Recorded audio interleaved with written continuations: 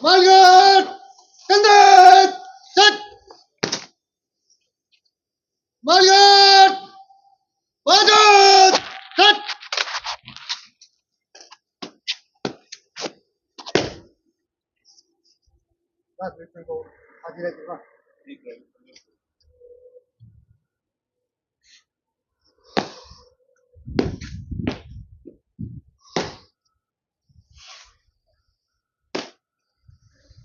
Malgat!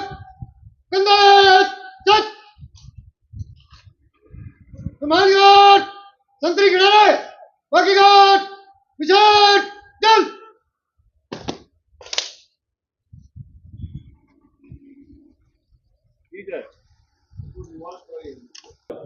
तो ये तस्वीरें दिख सकती हैं हरियाणा के करनाल से महानिदेशक आलोक कुमार राय पहुंचे हैं करनाल जेल एकेडमी के अंदर और मंदियों से भी मिलेंगे। ये तस्वीरें हम आपको दिखा रहे हैं करनाल से, जहां करनाल जेल एकेडमी के अंदर फिलहाल पहुंचे हैं और बातचीत भी करेंगे आलोक कुमार राय। हाँ,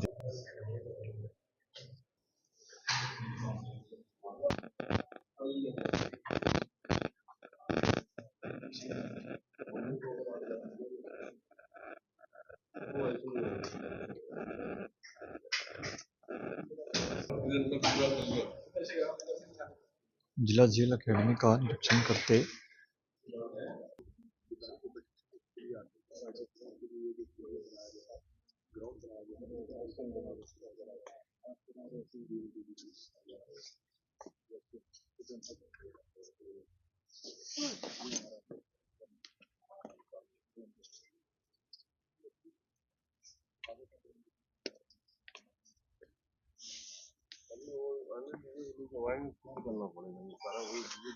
देखिए, सबसे पहले मैं ये बताना चाहता हूँ कि जैसे वर्ष का अंत हो रहा है, वैसे मेरा भी लास्ट लेग है इस टेन्योर का। तो मैं जरूर रिकॉल करना चाहूंगा कि किस तरह से ये टेन्योर शुरू हुआ था। जब पहले हमने ज्वाइन किया था उसी समय हमने एक प्रेस कॉन्फ्रेंस करी थी और उस समय गैंगस्टर्स के अराउंड क्रिमिनल एक्टिविटीज चल रही थी जेल में, और उन आपराधिक गतिविधियों को रोकने के लिए स्पेशल मेरे से डिस्कशन करके फिर मुझे मैंने पदभार ग्रहण किया था। तो हमने ये डिसाइड किया था कि हम स्ट्रेटजी बना के हफ्ते भर के अंदर सारी चीज को चेक करेंगे। उस समय हमने गैंगस्टर्स का तबादला किया था और लगभग 50 के करीब गैंगस्टर्स में हमने तबादला किया था। उसके बाद मैंने अपने प्रिजन ऑफिशियल्स और इनसे डिस्कशन की थी और एक स्ट्रेटजी बनाई थी। उस स्ट्रेटजी के तहत हमने इनके आपराधिक गतिविधियों को काबू किया था। उसके बाद से हमारे जेलों में कोई भी अंदर से कोई फिरौती घटना मेरे टेन्योर में या कोई मोबाइल घटना, कोई धमकी देने घटना, कभी भी कोई इस तरह की घटना नहीं हुई, अब कोई घटना नहीं हुई। दूसरा प्रेस कॉन्फ्रेंस जो हमने किया था तब उसमें ये डिसाइड हुआ था कि जो गैंगस्टर कल्चर है उस पे हमको प्रहार करना है। ना हम किसी गैंगस्टर के अगेंस्ट नहीं, हम गैंगस्टर कल्चर के ही अगेंस्ट है। तो कल्चर में ये था, जैसे इनका पहनावा था, जैसे ये अपना कहीं पेशी होती थी पीछे से गाने बजते रहते थे युवाओं को आकृष्ट करने के लिए, और ये एक महिमा मंडन किया जाता था, एक ग्लोरिफिकेशन ऑफ द गैंगस्टर किया जाता था कि एक गैंगस्टर जो है एक भाई कल्चर है, ये बहुत बड़े लोग हैं और ये युवाओं को गलत रास्ते पे भटकाने के लिए इनका एक महिमा मंडन किया जाता था। उस महिमा मंडन को ध्वस्त करने का हमने काम किया। तो हम लोगों ने उसके लिए किया ये कि जो प्रिजन रूल था उसको इम्प्लीमेंट करना शुरू। तो प्रिजन रूल में ये साफ लिखा हुआ है कि सैनिटेशन, मेंटेनेंस और क्लीनिंगनेस का काम सारे अंडर ट्रायल और कन्विक्ट्स करेंगे और उनको ये काम जो है वो सुप्रीडेंट प्रिजन अलॉट करते हैं। जब किसी को काम अलॉट किया जाता है तो उसमें 2 पॉइंट देखे जाते हैं, एक एस्केप का पॉइंट देखा जाता है, एक हेल्थ और हजार्डस पॉइंट देखा जाता है। मतलब बंदा विलिंग भी हो और क्वालिफाइड भी हो तभी उसको ये काम दिया जाता है, दोनों होना चाहिए।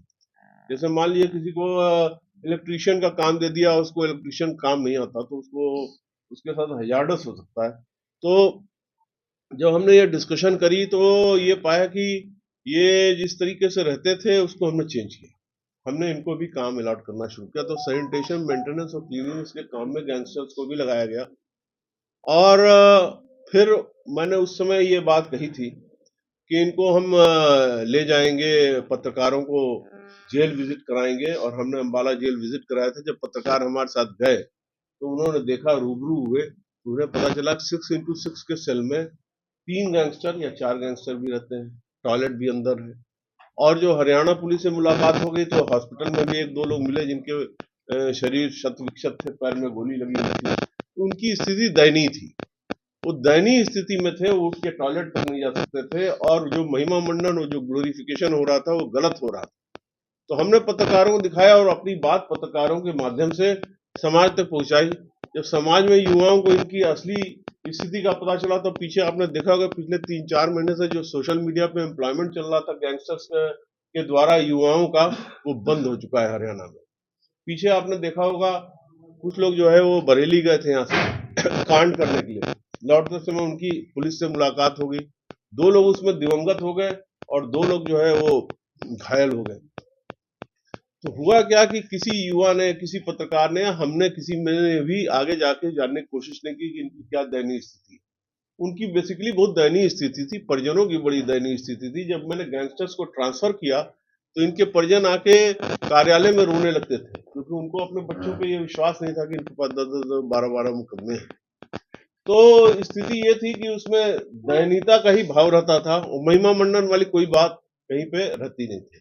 जब अम्बाला जेल हमने विजिट किया था पत्रकारों के साथ तो उन्होंने ये बात रखी थी कि वहां पे हमने बेकरी का भी सामान देखा और वहां पे वुड क्राफ्ट का भी देखा गया, वहां पे प्रिंटिंग प्रेस भी था, कुछ क्लासेस भी चल रही थी जिसमें वेल्डिंग के बारे में बताया जा रहा था, कौन सी फ्लेम कितने डिग्री सेंटीग्रेड पे क्या मेटल में काम करता है। वेल्डिंग बड़ा अच्छा वहां पे टीचिंग स्टाफ था, और वहां पे अपना कल्चरल फंक्शन के लिए, डांस के लिए, म्यूजिक के लिए सारे में प्रिजन इनमेट्स इन्वॉल्व। तो उस समय ये इशू उठा था। मैंने ये सब बातें मैं इसलिए आपसे कह रहा हूँ क्योंकि जो गैंगस्टर वाली, जो ट्रांसफर वाली मैंने बात कही, वो भी हरियाणा में ऐतिहासिक था। कभी भी इस लेवल पर ना कभी ट्रांसफर किया गया था, मैंने पहली बार किया था। गैंगस्टर कल्चर पे जो प्रहार की बात करी वो भी हरियाणा में ऐतिहासिक था, हमने सबसे पहली बार इस चीज को किया। और तीसरा जो है, जब हमने इस वहां पे ये जब बेकरी का सामान और ये सारी चीजें देखी गई तो हरियाणा का जो हमारी निगरानी कमेटी है हाई कोर्ट की, उनकी डायरेक्शन भी थी, और हमने 5 ITI और 5 पॉलिटेक्निक एस्टेब्लिश किया विद इन द जेल्स, और वो थे करनाल, पानीपत, फरीदाबाद, गुड़गांव एंड रोहतक। तो जो इसमें था कि इसमें फॉर्मल डिग्री इनको मिलेगी, वोकेशनल डिग्री, जो इनको आगे रिहेबिलिटेशन में मदद करेगी। और उसके बाद उसी क्रम में चीफ जस्टिस ऑफ इंडिया ने 6 दिसंबर को उसका उद्घाटन किया। वो अलग एक ऐतिहासिक घटना हुई, आज तक इस तरह की घटना नहीं होती। जो CGI ने उद्घाटन किया उसमें वरिष्ठ जज जो है सुप्रीम कोर्ट के और हाई कोर्ट के सारे वहां पे उपस्थित थे। इसमें ही इसी क्रम में HKRN से और प्रिजन डिपार्टमेंट से एक MOU भी हुआ। वो MOU हुआ, वो भी ऐतिहासिक था। उसमें MOU से ये हो गया कि जो भी प्रिजन इनमेट को जो ये सर्टिफिकेट मिलेगा वो बाकी जनता के साथ कंसिडर होगा फॉर एनी अदर जॉब, जिसमें गुड कंडक्ट का सर्टिफिकेट सुप्रीम जेल देंगे। जब इतनी सारी बातें हो गई तो फिर ये हुआ कि आगे फॉर्मल एजुकेशन के लिए हम क्या कर रहे हैं। तो फॉर्मल एजुकेशन के लिए हमने 2 व्यवस्था थी, एक NIOS की थी, एक NOU की थी। 10th और 12th का हम सर्टिफिकेट देते हैं NIOS के थ्रू, और BA और MA का सर्टिफिकेट देते हैं NOU के थ्रू। मैंने इसमें मैक्सिमम रजिस्ट्रेशन कराई और BA की रजिस्ट्रेशन हमारी 700 से ऊपर चली गई। बाकी में भी रजिस्ट्रेशन जो पिछले सालों में थी उनसे ज्यादा चली गई, और इसी दिसंबर में उनका एग्जाम भी था जिसमें वो उत्तीर्ण होंगे। मेरा 10 विषय है उनके लिए, तो उनके फॉर्मल एजुकेशन की भी व्यवस्था की गई। मेरे अब ये चूंकि मेरा ये कंक्लूडिंग सेशन है आप लोगों के साथ, अब एज डायरेक्टर प्रेजेंट मेरा आप लोगों के साथ ये may be the last interaction, तो मैं आपसे सिर्फ इतना कहना चाहूंगा कि जो ये गैंगस्टर कल्चर को जो समाप्त करने की हमारी मुहिम थी उसमें हम 100% सफल रहे। 90% उसका क्रेडिट मैं अपने प्रेसिडेंट डिपार्टमेंट के अधिकारियों कर्मचारियों को देता हूँ। 9% क्रेडिट मैं अपने मीडिया के साथियों को देता हूं जिन्होंने मेरी बात समाज तक पहुंचाया, मेरे बात को प्रेसिडेंट डिपार्टमेंट के अधिकारियों कर्मचारियों तक पहुंचाया। और 1% क्रेडिट मैं खुद ले लेता हूं क्योंकि मैं रिटायरमेंट के बाद कुछ ना कुछ जरूर करना चाहता हूं, तो इसलिए वो क्रेडिट अपने पा सकता हूं। Thank you sir. जेल में कैदियों की संख्या काफी ज्यादा है, वो कंजस्टेड तरीके से रहते हैं, तो क्या नई जेल का प्रावधान या उसमें कोई प्रोसेस? देखिए, मैं दोनों बातें पहले आपको बता देता हूँ। पहली बात तो ये बता देता हूँ कि अभी हमारी कैपेसिटी 23,000 के आसपास है, और हमारे पास एग्जिस्टेंट स्थिति 27,000 की है। तो बहुत ज्यादा कंजेशन हरियाणा में नहीं है। हरियाणा की सारी जेलें मॉडर्न बनी हुई हैं, नई बनी हुई हैं, और उसमें बड़े इजीली बाकी सारे अकोमोडेट होता है, ज्यादा संख्या कंजेशन नहीं है। पर इसके अलावा ये बात बिल्कुल ठीक है आपकी कि एग्जिस्टिंग स्ट्रेंथ को हमेशा बढ़ाया जाता है। तो अभी रेवाड़ी में एक जेल कंप्लीट हुई है जो हमको हैंडओवर हो गई है। रोहतक में एक हाई सिक्योरिटी जेल बन रही है अलग से, वो रोहतक में हाई सिक्योरिटी जेल वो भी 3-4 महीने में कंप्लीट हो जाएगी। और इसके अलावा फतेहाबाद में एक जेल बन रही है, एक पलवल में जेल बन रही है, और मोस्ट प्रोबेबली अंबाला जेल में डिसइंटीग्रेट हो गया एक अंबाला में, सर आपने कहा एक पंचकुला में बन रही है। गैंगस्टर कल्चर को खत्म करने के लिए डिपार्टमेंट ने काम किया है। तो जेलों के अंदर क्या क्या ऐसे सर नई फैसिलिटीज लेके आए कि जिससे वो गैंगस्टर्स का जो इंटरेक्शंस था through phones through other mediums वो कैसे कम हो? देखिए, सबसे पहली बात यह है कि इसमें मैं आपको एक बात कहना चाहूंगा कि जैसे आपने 10-15 साल पहले देखा होगा, नकल कराने का एक इंडिया में कल्चर हुआ करता था। गांव की तरफ जब कोई अपना कोई एग्जाम देने जाता था तो लोग नकल कराने जाते थे, गांव के उनके साथी, उनके रिलेटिव्स, और बाहर से पर्ची फेंकते रहते थे। तो जब प्रशासन सख्त हुआ, पुलिस से कोऑर्डिनेशन हुआ, एजुकेशन डिपार्टमेंट से हुआ, और पब्लिक में एक जागरूकता भी आई। अब आज की डेट में हमारा कोई बच्चा अगर अपने यहाँ जाता है और ये बोलता है कि हमने हमने जो है वो नकल करनी है, तो पेरेंट्स या उनके रिलेटिव फ्रेंड ये बोलते हैं कि 3 महीने पढ़ाई कर लो, 10 सवाल पढ़ने हैं, आप पास हो जाओगे। अब नकल कराने को नहीं जाते। तो ये कल्चर की बात होती है। तो हमने जो है वो जेलों के अराउंड पेट्रोलिंग की तो स्थिति को मजबूत किया, और ये कोशिश करी कि ये जेलों के ऊपर से जो मोबाइल फेंके जाते हैं वो ना फेंके जाए। लेकिन इसमें सबसे बड़ा हाथ जो है वो मीडिया का रहा। जो हमने जागरूकता फैलाई, उससे लोगों ने अपने आप को इसमें से इन्वॉल्व करना बंद कर दिया। उनका ठीक है, ये एक नियम है, कानून है, हम क्यों जाएं फेंकने के लिए। 9 जगह पे हमारी बीएसएफ की पेट्रोलिंग लगी हुई है, पुलिस डिपार्टमेंट से हमने क्लोज कोऑर्डिनेशन किया, और हमने अपनी पेट्रोलिंग को बढ़ाया, स्ट्रिक्टनेस की गई, और सारा कुछ काबू कर लिया गया। अब क्या है कि हमारे पास अंदर एक पिक्स का अरेंजमेंट है, that is prison inmate calling system. तो प्रिजन इनमेट कॉलिंग सिस्टम में सबको 2 कॉल अलाउड है, वो पर डे के हिसाब से अलाउड है, उसके मिनट्स फिक्स्ड हैं, और उससे आपको अलाउड है। उसमें कभी कभी ये सब परेशानियां जो आप बता रहे होती, जैसे डब्बा कॉलिंग, एक डब्बा कॉलिंग सिस्टम है, उससे लोग बात करने की कोशिश करते हैं। तो अपराधी जो है वो तरीके से, हर तरीके से शातिर होता है, तो एक से एक नया तरीका खोजता है, पर उसको विफल करने के भी सारे प्रयास किए जाते हैं, और उसको काबू किया जाता है। फिलहाल स्थिति को पूरी तरह से काबू कर लिया। कुछ युवाओं को कहना चाहेंगे सर, क्योंकि गैंगस्टर अंदर कैसा कैसा काम करते हैं, युवा भी अगर इस लाइन में जाएंगे, गैंगस्टर वाली लाइन में, तो उन्हें भी वही गंदे काम करने पड़ेंगे, ताकि एक मैसेज चला जाए। देखिए, मैं आपसे सबसे पहले ये बताना चाहता हूँ, अंदर खाने के लिए रोटी सब्जी एक बार मिलती है, एक बार रोटी दाल, चावल अलाउड नहीं है जब तक कि डॉक्टर आपको रिकमेंड करे। अगर आप अपराध की तरफ जाते हैं तो हरियाणा पुलिस की गोली के भी शिकार हो सकते हैं। एग्रेसिव मूड में रहती है हरियाणा पुलिस, और खाने के लिए आपको रोटी दाल और रोटी सब्जी ही मिलनी है। जो आपका पहनावा है, आपको कोई ब्रांडेड कपड़े अलाउड नहीं है। वहां पे एक जो जेल की वेशभूषा है उसको पारित करा लिया गया है, वो वहां से उसकी सैंक्शन भी आ गई है, वो उसी हिसाब से कुर्ता पजामा और आपको चप्पल मिलनी है। कंबल आपको 2 मिलने हैं, एक सेल में 3 भी रह रहे हैं, 4 भी रह रहे हैं, टॉयलेट अंदर है, और काम जो है वो मेंटेनेंस, क्लीनलीनेस और सैनिटेशन का सबको करना है। पहले ये कल्चर जरूर होता था कि जो गैंगस्टर होता था वो बैठा रहता था, और बेचारे बाकी जो अपराधी होते थे उनका काम करते थे, पर अब ऐसा नहीं है। अब हमारे सुप्रिटेंडेंट जो है विजिलेंस पे हैं, और हम ये इंश्योर करते हैं कि जो काम सामान्य अपराधियों को दिया जाता है वो सारे अपराधियों को दिया जाए, वो गैंगस्टर्स को भी दिया जाए। उनको सिक्योरिटी के नाम पे ऐसा ना किया जाए कि उनको अलूफ में ना महसूस हो, और इस तरह से हम उनको सुधरने का भी एक मौका दे रहे हैं, एक काम सीखने का भी मौका दे रहे हैं।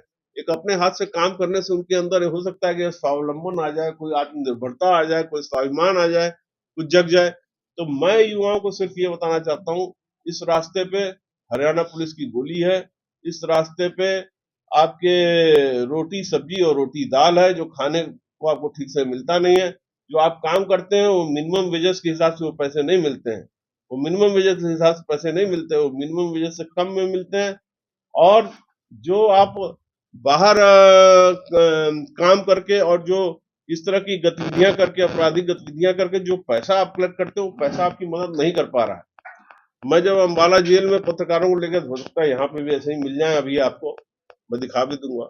वहां हॉस्पिटल में एक सज्जन थे कि दुर्जन थे, ये तो न्यायालय बताएगा, पर फिलहाल उनको गोली लगी हुई थी हरियाणा पुलिस की, और उनके चेहरे पे दयनीयता छोड़ के कुछ नहीं दिखाई दे रही थी। मुकदमे जरूर उनके ऊपर 10-12 थे और वो बड़े क्रांतिकारी पुरुष माने जाते थे कि वो किसी को फोन कर दे, लेकिन फोन की भी वहां कोई सुविधा नहीं थी और वो उठ के वहां से टॉयलेट तक जा नहीं सकते थे। तो दयनीयता छोड़ के इसमें और कुछ नहीं है। परिजनों का मैंने हालत बता दिया। युवाओं को पता होना चाहिए, अगर आपके कोई घर पे मदर फादर रिलेटिव फलाना, वो यूं ऐसे हाथ जोड़ के लंबे होते रहते हैं, कोई सुनवाई नहीं होती। क्या ये हमारे बच्चे को आपने अंबाला से उठाया, महेंद्रगढ़ चक्की में अकेले बंद कर दिया, मेरे सामने की बात है। वो काफी हेफ्टी सी महिला थी, वो किसी तरह से चढ़ के मेरे कार्यालय में आई हुई थी, मुझे भी दया आ गई, मैंने तुरंत उनके सामने ही फाइल मंगवाया। 12 मुकदमे दर्ज थे 302 के, तो अब मैं तो कुछ कर नहीं सकता था।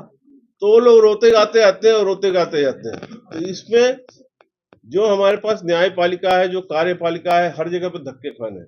थाने में धक्के खाने हैं आपने, वकील के पास धक्के आपने खाने हैं, जो आपने पैसे कमाए हैं वो आपके काम नहीं आते, और रहन सहन आपका डाउन रहता है। तो ये सारी ढेर सारी परेशानियां हैं, जिसको अगर सेंसिटाइज किया जाए लगातार, तो मुझे लगता है कि अपराध के प्रति आकर्षण कम होगा। और हुआ है पिछले 4 महीने में, आप देख लीजिएगा सोशल मीडिया पे कोई भी एम्प्लॉयमेंट हरियाणा में नहीं है जो कि गैंगस्टर बाहर से बैठ के करते थे। सर जेलों जेलों में में सुसाइड सुसाइड के के मामले मामले काफी काफी ज्यादा ज्यादा आ रहे हैं। पिछले हफ्ते करनाल में भी एक कैदी था, उसने पजामे के नाड़े से जो है आत्महत्या कर ली।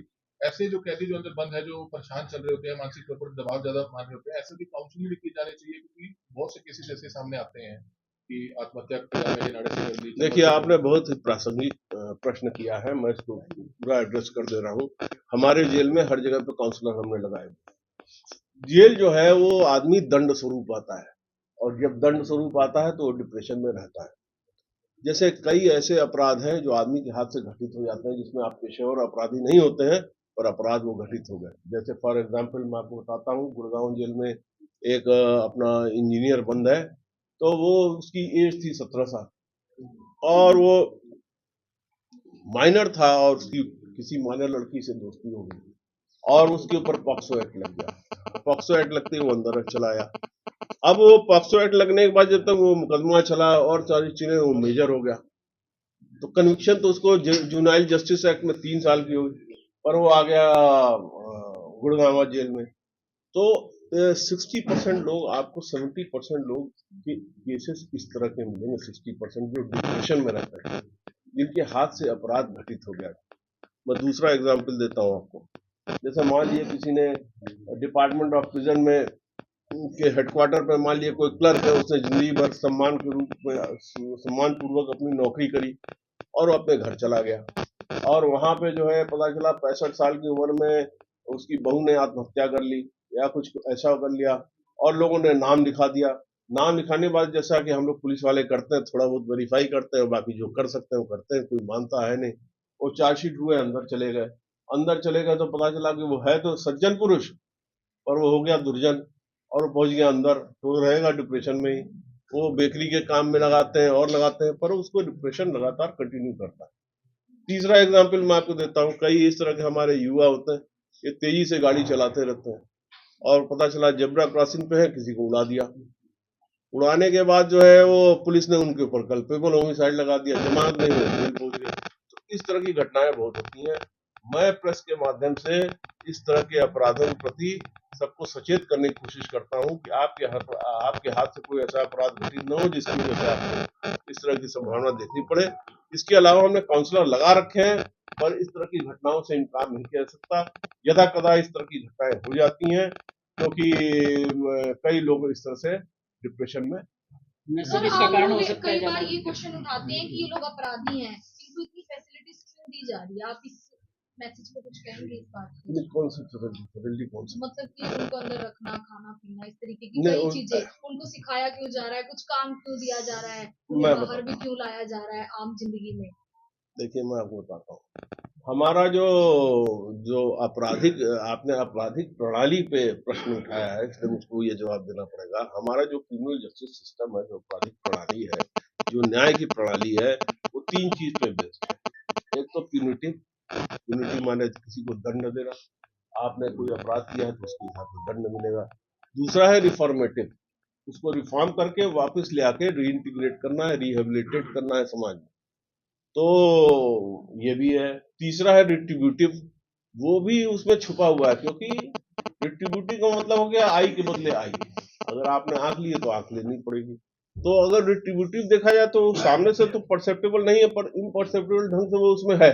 अगर आपने 302 किया तो सजा ज्यादा है, 307 किया तो सजा कम है। तो ये एक न्यायिक प्रणाली है जिसमें ये लिखा हुआ है, जिसमें ये दिया हुआ है कि जो भी अपराधी होगा उसको सुधरने का मौका दिया जाएगा, उसको सुधारा जाएगा, उसको रिहेबिलिटेट और रीइंटीग्रेट करने की समाज में कोशिश की जाएगी। Thank you very much. तो डीजीपी हरियाणा जेल आलोक राय को आप सुन पा रहे थे। ये तस्वीरें हम आपको दिखा रहे हैं।